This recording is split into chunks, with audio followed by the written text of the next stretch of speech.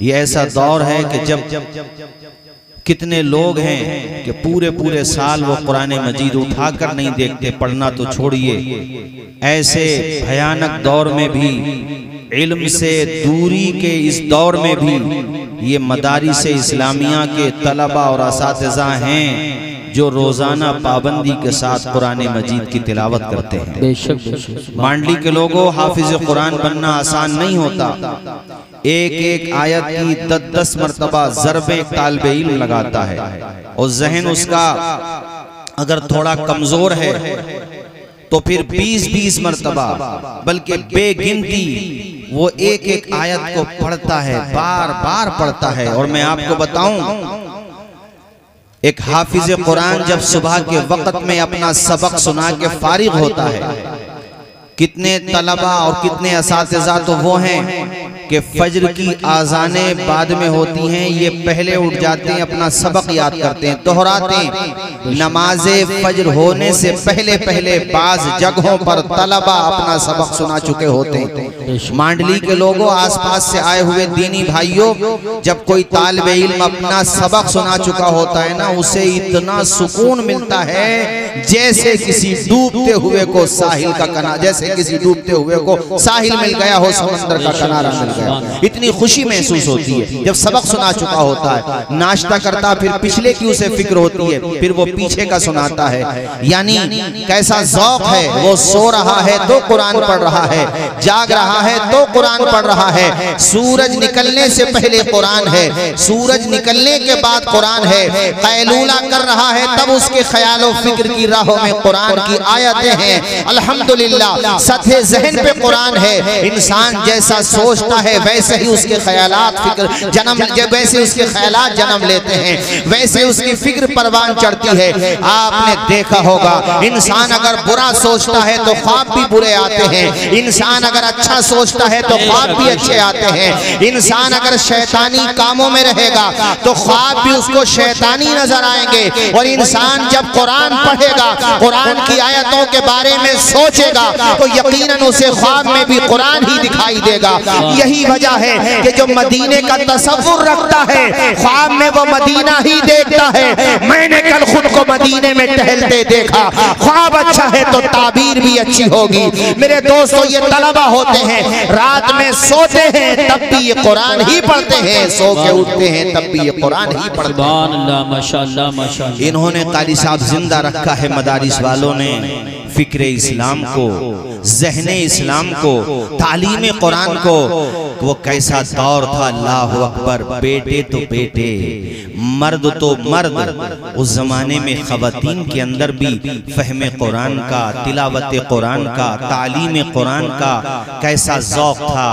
अभी मैंने चंद दिनों पहले एक वाक़या पढ़ा, हैरत में पड़ गया। या अल्लाह, वो कैसा दौर था, काश वो दौर फिर पलट के आ जाए। और ये मैं पहली सदी हिजरी की बात कर रहा हूँ। नाम है इनका Hafsa बिनते serine, Mohammad bin Sirin का नाम है, बहन है। अल्लाह अकबर, पहली सदी हिजरी। वो मांडली के लोगों, उस जमाने में इदारे नहीं होते थे, बाज़ाब्ता मदारिस नहीं होते थे जैसे आज हैं। ये तो 4 हिजरी के बाद, ये 400 हिजरी के बाद ये सिलसिला शुरू हुआ है।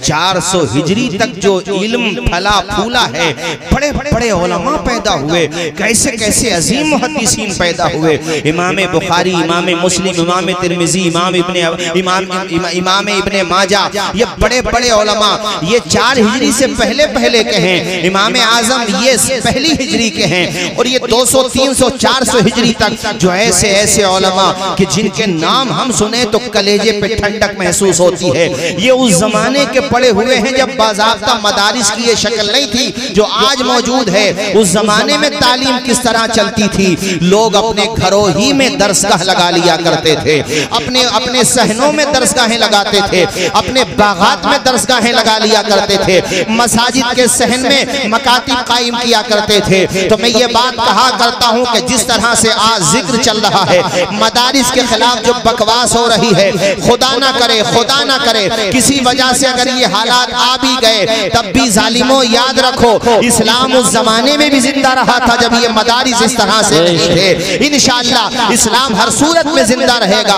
वो अपने घरों ही को मदारिस बना लिया करते थे। एक एक उस्ताद के पास हजारों हजारों तलबा पढ़ते थे। मसाजिद के सहन में वो कुरान पढ़ा करते थे। ये मैं जिनका जिक्र कर रहा था हफ्सा बिन्ते सीरीन, इनके बारे में लिखा हुआ है इनकी वफात 101 हिजरी में हुई। मतलब ये कि ये पहली सदी हिजरी की अजीम खातून हैं। अल्लाह अकबर। घर का माहौल ऐसा दीनी माहौल था। माँ भी कुरान पढ़ने वाली थी, वालिद भी कुरान पढ़ने वाले थे। इनके भाई मोहम्मद बिन सीरीन वो भी अजीम कुरान पढ़ने वाले थे।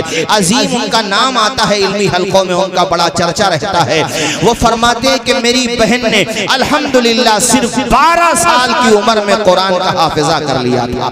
मैं मर्दों की बात नहीं कर रहा हूँ, औरत की बात कर रहा हूँ। और सिर्फ कुरान का हाफिजा नहीं किया था, आयात को महफूज नहीं किया था, नहीं, बल्कि वो मतालिब और मानी की भी हाफिजा हो गई थी। हर आयत का क्या मतलब है ये भी वो जानती थी। इस आयत का पस मंजर क्या है ये भी वो जानती थी। ये आयत किस सिलसिले में नाजिल हुई है ये भी वो जानती थी। उनके बारे में लिखा हुआ है, सुनो साथियों, जहाँ तक मेरी आवाज़ जाए, काश हम भी अपने घरों के माहौल को ऐसा बना लें तो फिर हमारे घरों में जो नस्ल तैयार होगी ना उसके जरिए से ऐसा इनकलाब आएगा कि दुनिया देखती रहे। ऐसा फिक्री तालीमी इनकलाब आएगा। मोहम्मद बिन सीरीन की बहन हफ्सा बिन्ते सीरीन 2 दिन में खत्म कुरान किया करती थी पाबंदी के साथ। यानी एक दिन में वो आधा कुरान पढ़ती थी, फिर बाकी जो कुरान रह जाता था वो दूसरे दिन में पढ़ा करती थी। तहज्जुद गुजार थी।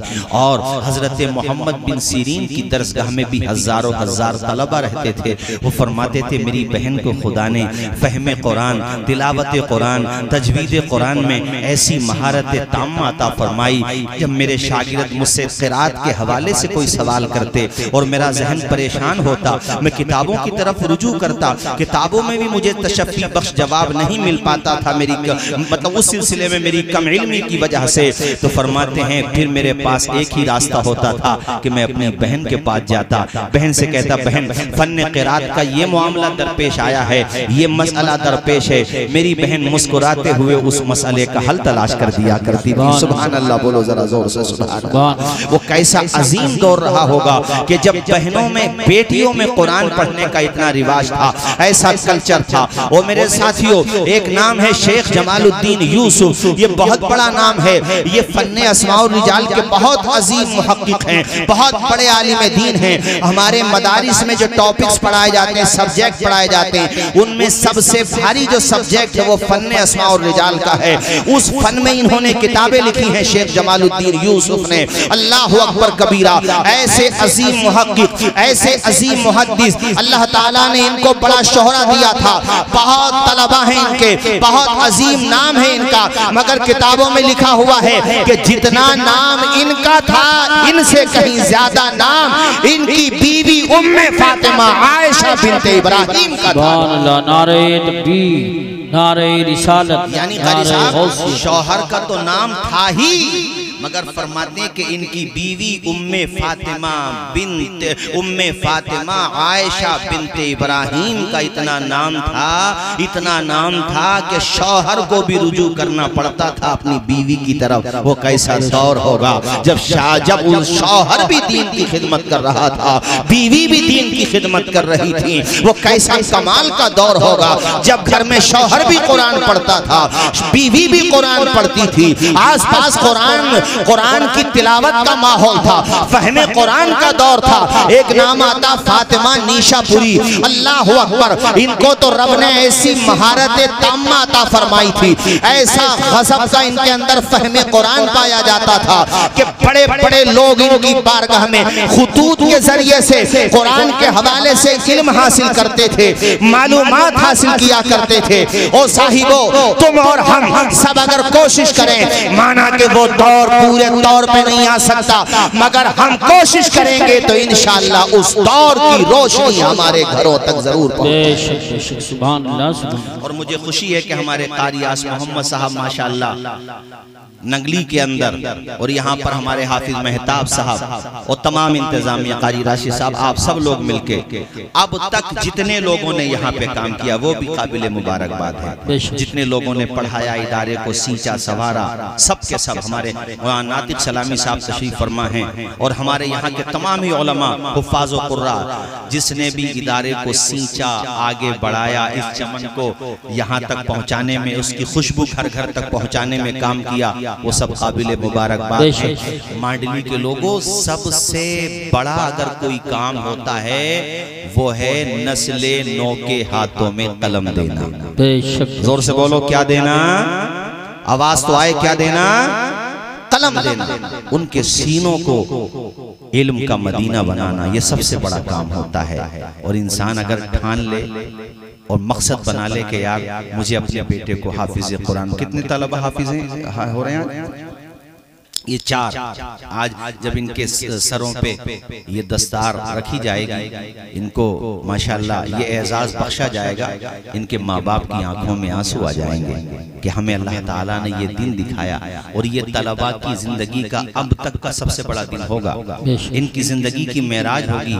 हमारी भी हिफ्स की दस्तार हुई थी, हमारे उलमा बैठे, इनके भी हिफ्स की दस्तार हुई थी। जितने हुफ्फाज यहाँ हैं, इनसे पूछो कि जिस दिन हिफ्स की दस्तार होती है, एक तालिब इल्म के सीने में कितनी मसरत होती है कि आंखों में अरमान लिया, मंजिल को अपना मान लिया, फिर मुश्किल किया आसान किया, जब ठान लिया तो ठान लिया। उन्होंने बन के दिखा दिया। और मैं इनसे कहूंगा, चारों के 4 तलबा से, कि आप अभी फाइनल डिसीजन पे नहीं है, आप अभी अपनी मंजिल, जो आखिरी मंजिल है, वहां नहीं पहुंचे। आपने अभी पहला जीना तय किया है, आपने अपने सफर की पहली मंजिल पे पड़ाव किया है। अभी आपको आगे जाना है। हर वर्ग पुकारेगा तुझे प्यार से 100 बार, दामन में उलझ कर तुझे रोकेंगे बहुत बार। दामन को बचाता हुआ खारों से गुजर जा, मंजिल तेरी आगे है, बहारों से गुजर जा। इन 4 तलबा से मैं कहूंगा कि तुम और पढ़ो। अभी हमने आपके मांडली के 2 हमारे आशकार भाई, फुरकान भाई माशाल्लाह जोधपुर में इमामत कर रहे हैं। अपनी मिट्टी की अलग ही खुशबू होती है, क्यों भाई शुएब भाई? मिट्टी की मोहब्बत होती है भाई। और हमारे हारून भाई माशाल्लाह, अल्हम्दुलिल्लाह, अल्लाह शादो आबाद रखे ना। हाँ अल्हम्दुलिल्लाह, अल्लाह कामयाबी अता फरमाए। हजरत बैठो, आमीन। हाफिज अब्दुल हक साहब माशाल्लाह। तो अब ये मिले साहब जोधपुर में, ये जोधपुर में कैसे पहुंचे? इल्म के सदक़े में पहुंचे, इल्म ने पहुंचाया। और मिट्टी की मोहब्बत मुआराहत अजीज साहब, हम मुफ्ती आजम राजस्थान अलैहि रहमत के उर्स में गए थे हजरत, और बड़ी सेवा की, बड़ी खिदमत की। मैंने कहा भाई कमाल है। और स्टेशन तक छोड़ने आए, और स्टेशन तक जब छोड़ने आए तो खाली हाथ नहीं आए, बल्कि खाना भी लेके आए। अल्लाह खुश रखे, शादो आबाद रखे। हमारे हजरत मुफ्ती इस्माइल साहब किबला तशरीफ फरमा हैं। कितनी मेहनत की होगी तब जाकर के हजारों हजार शागिर्दों के उस्ताद बने माशाल्लाह। कितनी मेहनत से पढ़ाया।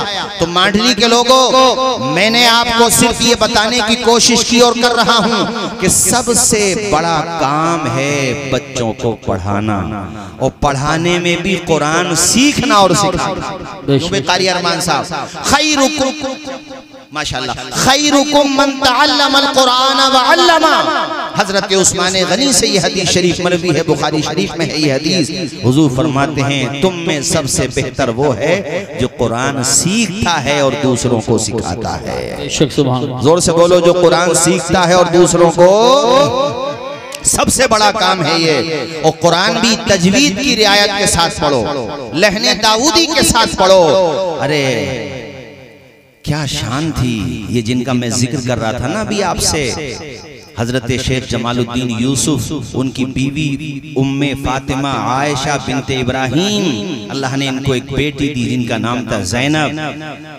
उनको इतना इन्होंने खूबसूरती के साथ कुरान की तिलावत करना सिखाया, और फन्ने क़िरात में इतनी महारत अल्लाह ताला ने उनको अता की। ज़ैनब को देखो, बाप भी आलिम है, मरजउल उलमा है, हजारों हजार मुहद्दिसीन का उस्ताद है, माँ अपनी जगह तालिबात की और मुअल्लिमा है। कैसी अजीम इन्होंने अपने घर में ये दौलत इल्म की फैलाई है कि बेटी को भी कारिया बनाया बनाया, फहमे कुरान की दौलत से अल्लाह ताला ने नवाजा और इनकी शादी होती है अल्लामा इब्ने कसीर से।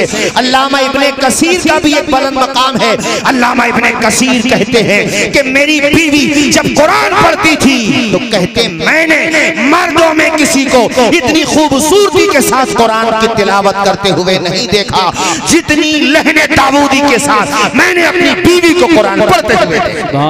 माशाअल्लाह, नारे तकबीर। खुद फरमाते कारी यूसुफ रज़ा साहब, अल्लामा इब्ने कसीर कहते हैं कि मेरी बीवी को इस तरह से तिलावत करने का हुनर आता था, ऐसे लहजों के साथ वो कुरान पढ़ती थी और तजवीद में उनको इतनी महारत हासिल थी। एक शौहर अपनी बीवी के बारे में इतनी बड़ी गवाही दे रहा है तो सच्ची ही गवाही होगी। शौहर गवाही दे रहा है, कहते बहुत सारे मर्द हजरात भी इस तरह से कुरान पढ़ने से आजिज है।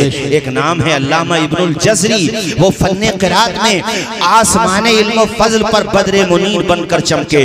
रब ने बड़ा शोहरा अता फरमाया है। जो फन्ने क़िरात में शुद्ध रखते हैं वो अल्लामा इब्नुल जज़री के नाम से वाकिफ हैं। रब ने उनको एक बेटी अता फरमाई, नाम रखा उन्होंने सलमा।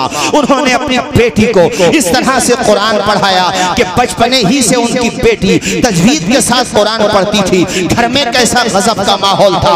वहां पे शौहर गवाही दे रहा था अपनी बीवी के बारे में, यानी अल्लामा इब्ने कसीर अपनी ज़ौजा ज़ैनब के बारे में। यहाँ एक बाप गवाही दे रहा है अपनी बेटी सलमा के बारे में, बल्कि उन्होंने तो यहाँ तक कहा, अल्लामा इब्ने जज़री कहते हैं अल्लाह ताला ने मेरी बेटी को फन्ने क़िरात और तजवीद में इतनी महारत अता की है कि उनके जमाने में कोई उनकी हमसरी का दावा नहीं कर सकता। सुभान अल्लाह, माशाअल्लाह। कोई ये नहीं कह सकता है कि मैं इब्नुल जज़री की बेटी से ज्यादा फन्ने क़िरात जानता हूँ। और साथियों, हम भी अगर कोशिश करें, माहौल बनाएं तो इंशाअल्लाह जरूर वो माहौल पलट करके आएगा। आधी रोटी खाएंगे, उधर से आवाज आए बच्चों को, सारे लोग बोलिए बच्चों को। और अब तो माशाअल्लाह मुझे मुराद अजीज साहब बता रहे थे कि यहाँ पर एक स्कूल भी कायम हुआ है। किस नाम से है स्कूल वो? इसकी जरूरत है। और मेरे लिए भी जरा दुआ करो कि अल्लाह ताला मुझसे भी अपने फजलो करम से मुझे ये तौफीक दे। वैसे आज मैं गया 2-3 जगह में देख करके आया, कुछ खेत वगैरह पे गया। चूंकि जब ख्वाब देखो तो ना बड़ा ख्वाब देखो, चांद को पाने का ख्वाब देखो, इंशाल्लाह सितारे तो मिल ही जाएंगे अल्लाह ने चाहा। तो जब ख्वाब है तो फिर 1-2 बीघे में क्या, कम से कम 5-6 बीघे में हमारे कारी रईस साहब भी तशरीफ ला रहे हैं माशाल्लाह। 5-6 बीघे में कारी रईस साहब नहीं आ रहे हैं, वो तो मैंने जुमले मोहतरज़ा के तौर पे कह दिया है। हमारे भाई हैं माशाअल्लाह, अल्लाह सलामत रखे, बड़ा काम किया है। जिस जमाने में जलसे नहीं होते, बहुत कम होते थे, उस जमाने में भी कारी रईस साहब जलसे कराते थे माशाअल्लाह। अल्लाह शादो आबाद रखे। तो मैं ये कह रहा था कि ख्वाब है मेरा भी, अल्लाह पूरा करे। भाई ख्वाब है, और मैं तो एक बात जानता हूँ कि इंसान आज़म करे, हौसला करे, भरोसा करे अल्लाह की जात पर, परों को खोल, जमाना उड़ान देखता है, जमीन पर बैठ कर के आसमान देखता है। जब इरादा करोगे, कोशिश करोगे तो इंशाअल्लाह फल तुम्हें मिल ही जाएगा। राशिद परसों मेरे साथी थे, वहाँ उड़ीसा में सगड़ी एक जगह है, बता रहे थे कि 1 साल पहले मैंने 3 करोड़ रुपए की जमीन खरीदी, लेकिन बड़ी मेहनत की उस लड़के ने, बहुत मेहनत की। अल्हम्दुलिल्लाह 3 करोड़ रुपए दे करके वो जमीन का पेमेंट कर चुके हैं। 5 करोड़ की बिल्डिंग उनकी बनना है, सारे मानक पूरे करके। तो मैं ये कहता हूँ, ये जो इदारा स्कूल की शक्ल में बना है, यहाँ फैजाने मदीना है जहाँ कुरान पढ़ाया जा रहा है, और उधर वो स्कूल बना है जहाँ मॉडर्न एजुकेशन दी जाएगी। दोनों तरह की तालीम इंशाअल्लाह मांडली वालों को मिलेगी, पंसुखा वालों को मिलेगी। अल्लाह शादो आबाद रखे रईसुल उलूम को भी, जितने इदारे हैं। तो ये जो तालीम के फील्ड में जो लोग काम कर रहे हैं, उनका साथ दे दो यार, साथ ना भी दो, गुड़ ना भी दो, गुड़ जैसी बोली तो बोल दो। अच्छा पैगाम, अच्छा, बहुत अच्छी। और कारी जाने आलम साहब, जाने आलम या शमे आलम जो भी हैं, बहरहाल जाने आलम तो मुझे मालूम है, शमा का मतलब होता है आलम को चमकाने वाले। उस एतबार से मैंने कहा इस तरह हौसले आजमाया करो, इस तरह हौसले आजमाया करो, मुश्किलें देखकर मुस्कुराया करो। दो निवाले, राहत भाई जरा शेर सुनिए भाईजान हमारे हजरत माशाल्लाह। इस तरह हौसले आजमाया करो, मुश्किलें देखकर मुस्कुराया करो, भले दो निवाले कम खाया करो, बच्चों को लेकिन अपने पढ़ाया करो। सुभान अल्लाह माशाअल्लाह। अब तो बोल दो जोर से, आधी रोटी खाएंगे बच्चों को पढ़ाएंगे। आवाज आए बच्चों को। हाँ, लाख अंधेरे रोके मेरा रास्ता, लेकिन मैं जिधर रोशनी जाएगी उधर जाऊंगा। हौसला हार के बैठूंगा तो मर जाऊंगा। खारे गुल मैं नहीं जो बिखर जाऊंगा, बन के खुशबू फजा में बिखर जाऊंगा। मेरे कहने का मकसद ये है कि आप हजरात मन बनाइए कि हमें अपने बच्चों को एजुकेशन दिलाना है। तालीम इंसान का नाम रोशन करती है। कारी साहब, आपके वालिदैन अगर आपको न पढ़ाते तो आप उनसे रज़वी के स्टेज तक कैसे पहुंचते? बोलो, मैं आपसे पूछ रहा हूँ। हमारे नातिक रज़ा सलामी तशरीफ फरमाए, माशाअल्लाह, बड़ा अल्लाह ने जज्बा दिया, हिम्मत और हौसले से नवाजा है। ये हमारे तमाम उलमा, हमारे खुशनूद भाई, अल्लाह सलामत रखे। माशाअल्लाह जितने ये उलमा हैं, हमारे कारी आस मोहम्मद साहब, इनसे मेरा बड़ा आएंगे, चलो बाद में। बड़ा काम किया कारी आस मोहम्मद को देख के हमें भी हिम्मत पैदा होती है। और इंशाल्लाह आप 11 तारीख में रायसती में भी तशरीफ लाइएगा, वहां पर भी बड़ा प्रोग्राम है। और भी जहां जहां प्रोग्राम, आप सब जगह जाइएगा। मुझे बताना यही था कि आप इल्म की तरफ तवज्जो दिलाएं, अपने बच्चों को पढ़ाएं। जब मन बनाओगे तो इंशाल्लाह एक न एक दिन आपको उसका फल जरूर मिलेगा। इंसान मन तो बनाए, भाई सिर्फ हम रोते रहे कि ये बीमारी है, जहालत बीमारी है, जहालत बीमारी है। तो किसी के पेट में अगर पैनी के दर्द हो रहा है, उसको तकलीफ, और रोता रहे कि दर्द हो रहा है, अबे डॉक्टर के पास जाओ ना यार। जब दर्द हो रहा है तो सिर्फ मरज बताना हल नहीं है, मरज का इलाज करना उसका हल है। बेशक सुभान अल्लाह। मर्ज बताने से मर्ज हल नहीं होगा, बीमारी की दवा देने से मर्ज हल होगा। तो मेरा मानना यह है कि सिर्फ रोना हल नहीं है, अपने अपने हिस्से की मौलाना हसीबुर रहमान साहब सबको कोशिश करना चाहिए। शिकवे जुल्मते शब से तो कहीं बेहतर था, अपने हिस्से की कोई शमा जलाते जाते। रात के अंधेरे में कोई शमा अपने हिस्से की जला देते, कोशिश करते, मेहनत करते। और माशाअल्लाह यहाँ पर जो भी जितना काम हो रहा है, अल्लाह ताला उसमें खूब बरकतें अता फरमाए। चूंकि मेरे बाद भी प्रोग्राम चलना है और परमिशन का मसला है, और वैसे ये ठीक है, प्रोग्राम 12 बजे ही खत्म होने लगे तो ये अच्छी बात है। तो मेरा भी टाइम खत्म हो गया, इसलिए अभी इंशाल्लाह अब जो है आगे का प्रोग्राम हमारे कारी यूसुफ रज़ा साहब संभालेंगे। मैं इतनी बात आखिर में आप लोगों से कह दूं कि आप हजरात तालीम की तरफ आइए, कोशिश कीजिए। जब घरों का माहौल अच्छा होगा, दीनी माहौल होगा, घरों में कुरान पढ़ा जाएगा, तो इंशाअल्लाह बरकतें जरूर जाहिर होंगी। वो दौर तो शायद आए, मैं कहूँ अल्लाह करे जरूर आए, कि उलमाए मावराउन नहर के घरों में ऐसा माहौल था, ऐसा माहौल था कि अल्लामा इब्नुल वफा करशी लिखते हैं कि मावराउन नहर के इल्मी घरानों में ऐसा माहौल बन गया था इल्म फैलाने का।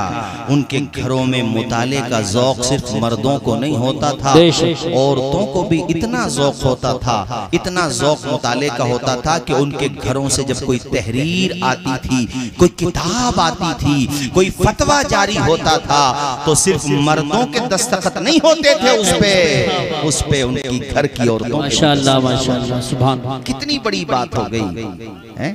ये समरकंद के थे शेख अलाउद्दीन समरकंदी, बहुत बड़े इमाम थे। ये आखिरी वाकया सुन लो 5-7 मिनट में। बहुत बड़े इमाम थे, इतने बड़े इमाम थे कि फिक़े हनफी में उनका नाम उस दौर में सिक्के राइजुल वक्त था। उस जमाने के आला हजरत, ये कहीं नहीं, उस जमाने के जब कोई हमारे मुफ्ती साहब तशरीफ फरमा, हजरत से पूछिए शेख अलाउद्दीन समरकंदी के बारे में, हजरत बताएंगे। वहाँ राशिद साहब किबला, उनके घर से जब फतवा जारी होता, वो कैसा माहौल था कि बाप बेटी से कहता था, बेटी जरा इस पे एक नजर डालो, इस फतवे पे, उसको पढ़ के देखो। बेटी का नाम था फातिमा बिनते अलाउद्दीन समरकंदी। वो पढ़ती थी, अपने बाप से ही पढ़ी थी, मगर उनकी हिम्मत बढ़ाने के लिए उनके वालिद साहब कहते थे। और उसके बाद जब फतवा रिलीज होता तो उस पे दस्तखत शेख अलाउद्दीन समरकंदी के भी होते थे और उनकी बेटी फातिमा के भी होते थे। सुभान अल्लाह माशाअल्लाह। जरा जोर से बोलो ना यार, सुभान अल्लाह। सुभान अल्लाह। किताब लिखी उन्होंने तोहफतुल फुक़हा, हम जैसों को तो शायद बड़ी मेहनत करना पड़े उसे समझने के लिए, समझाने के लिए बहुत मेहनत करना पड़े। और उनकी बेटी ने वो किताब समझ भी ली, समझा भी दी, और ज़बानी भी याद कर ली पूरी किताब। अल्लाह ने इतना शोहरा दिया कि वक्त का प्रेसिडेंट, जैसे राष्ट्रपति होते हैं इस जमाने में, प्राइम मिनिस्टर होते हैं, पीएम जिसको हम बोलते हैं, उस दौर में खलीफा हुआ करते थे। समरकंद का खलीफा उनकी चौखट पे खड़ा हुआ है कि तुम अपनी शहजादी का निकाह मेरे साथ कर दो। अपनी बेटियों को जहेज देना कमाल नहीं है। एक चाइना की कहावत है कि मछली न दो, मछली पकड़ना सिखा दो। तो जहेज देने से अच्छा यह है कि बेटी को बेहतरीन आलिमा बना दो, बेटी को कनीज़े फातिमा ज़हरा बना दो। शरीयत जो है वो तो दो ठीक है, मगर मेरे कहने का मकसद ये था कि जब तुम्हारी बेटी के पास इल्म दौलत होगी तो दुनिया की दौलत उसके कदमों में पड़ी रहेगी। वो सिर्फ अपनी नस्लों को नहीं संवारेगी बल्कि अपनी मिल्लत की नस्लों को संवारने का काम करेगी। आज हमारी बेटियां टिकटॉकर क्यों बन रही हैं? इल्म नहीं है उनके पास। टिकटॉक पे अपनी जिस्म की नुमाइश कर रही हैं मुसलमान लड़कियां, गैरों की साजिशों का शिकार हो रही हैं मुसलमान लड़कियां। कल तक जिन माओ बहनों को अपनी कौम के नौजवान नहीं भटका सकते थे, जो अपनी आबरू की हिफाजत को अपनी जिंदगी का मकसद समझती थी, जो कौम की बेटियां एक दौर में जिनकी इज्जत की कसमें खाई जाती थी, मुसलमान लड़के उन्हें अपनी हवस का शिकार नहीं बना सकते थे, आज चुल्लू भरू पानी में डूब मरने का मकाम है कि गैरों की साजिशों का शिकार होकर इस नतीजे पे पहुंच रही है कि न खुदा ही मिला, न विसाले सनम, न इधर की रही न उधर की रही। नौबत आ गई। इसलिए अपनी बेटियों की घुट्टियों में भी दीन की मोहब्बत डालिए, उन्हें कनीज़े सैयदा आयशा सिद्दीक़ा बनाइए, कनीज़े फातिमा ज़हरा बनाइए। ये देखो फातिमा रिश्तों की मतलब कतार लगी हुई है। समरकंद के खलीफा, बुखारा के खलीफा, कहाँ के खलीफा, उनके वालिद मरजाउल उलमा शेख अलाउद्दीन समरकंदी ने कहा, मैं अपनी बेटी का निकाह महज दौलत की बुनियाद पे नहीं कर सकता।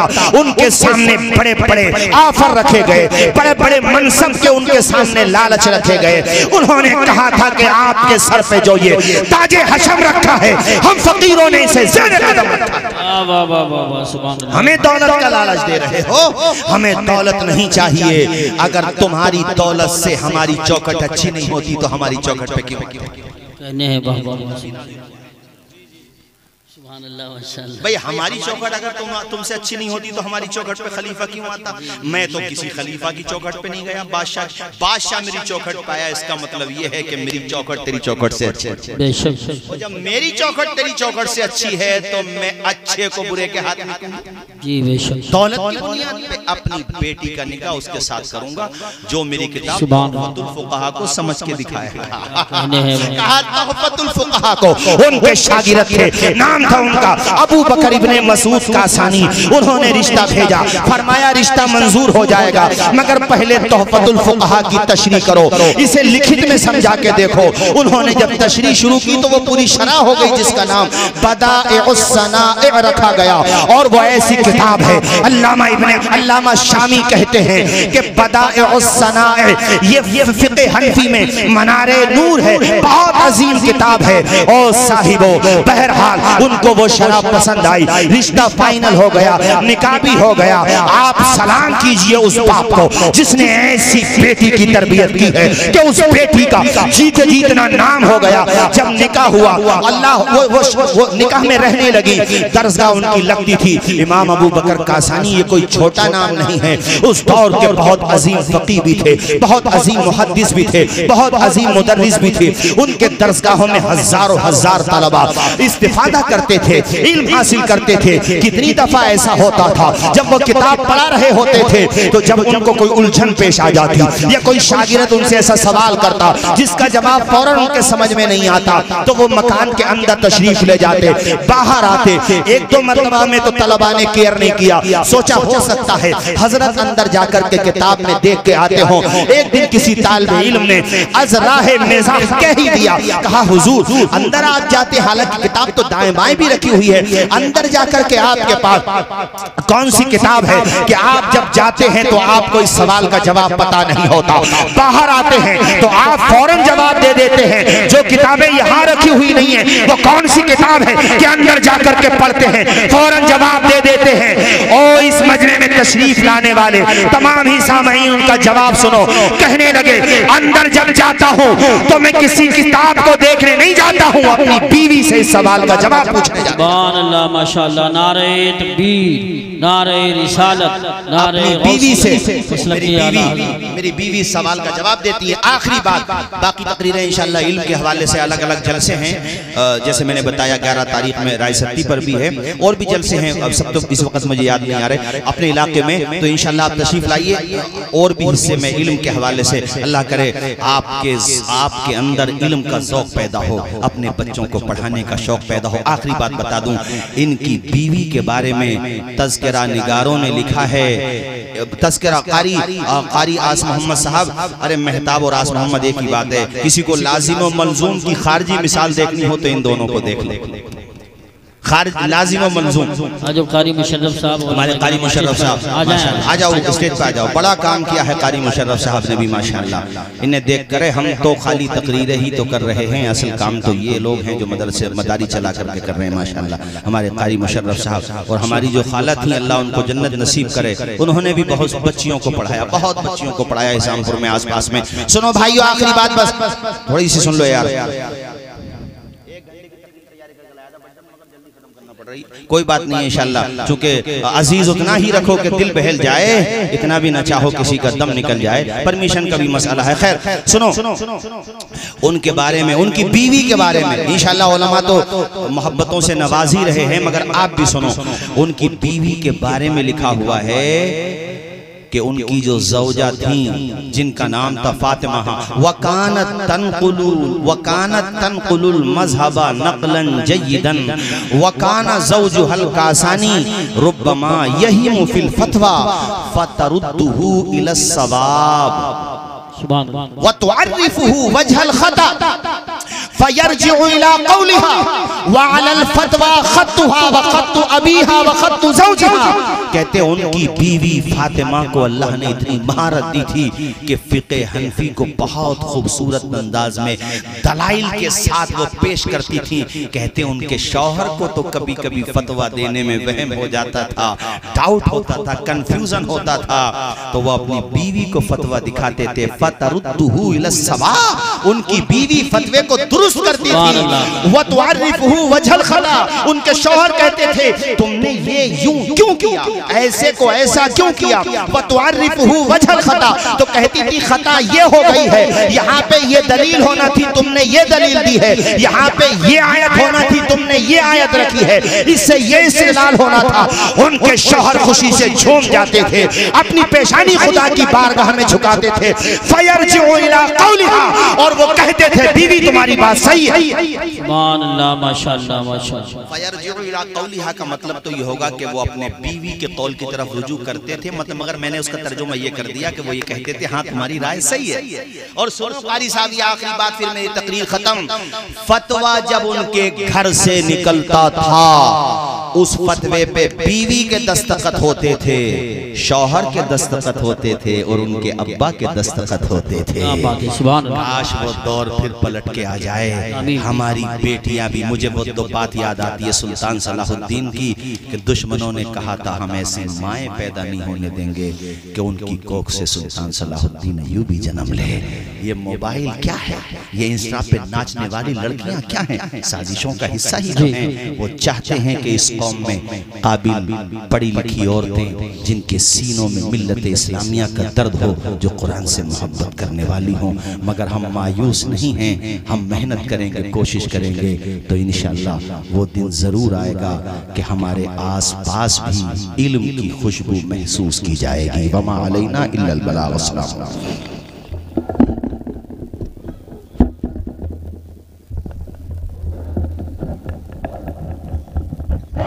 सुभान अल्लाह, माशाअल्लाह, बहुत प्यारी तकरीर हज़रत मौलाना तौसीफ रज़ा साहब पेश कर रहे थे। देखिए 4 बच्चे हाफिज़ कुरान हैं। खुशी की बात यह है 2 मांडली के हैं और 2 मवई डोल के हैं। कारी रईसुल हसन साहब के 2 बेटे हैं, एक बहुत ही छोटे हैं और एक कुछ उनसे बड़े हैं। और मिंबर पाक पर हमारे वफ़ाकार उलमाए किराम देख रहे हैं, उर्सी रज़वी की याद आ रही है। सुभान अल्लाह। वक्त भी बहुत कम है, हम लोग भागते नहीं कभी खन्नास के डर से। जरा बोलिए सुभान अल्लाह। तकरीर अच्छी हुई है तो जरा एक बार हाथ उठा के बोल दो सुभान अल्लाह। हम लोग भागते नहीं कभी खन्नास के डर से, आसे भी भागे सूरे वन्नास के डर से, आसे भी भागे सूरे वन्नास के डर से। और शेरे खुदा के शेर की हैबत तो देखिए, शेरे खुदा के शेर की हैबत तो देखिए। पानी भी थरथराता है अब्बास के डर से, पानी भी थरथराता है अब्बास के डर से। कुछ जरूरी तो नहीं जान बचाए रखना, जान से बढ़ के है ईमान बचाए रखना। याद रखनी है इस्लाम की ताकीद हमें, आप ये चाहो तो कुरान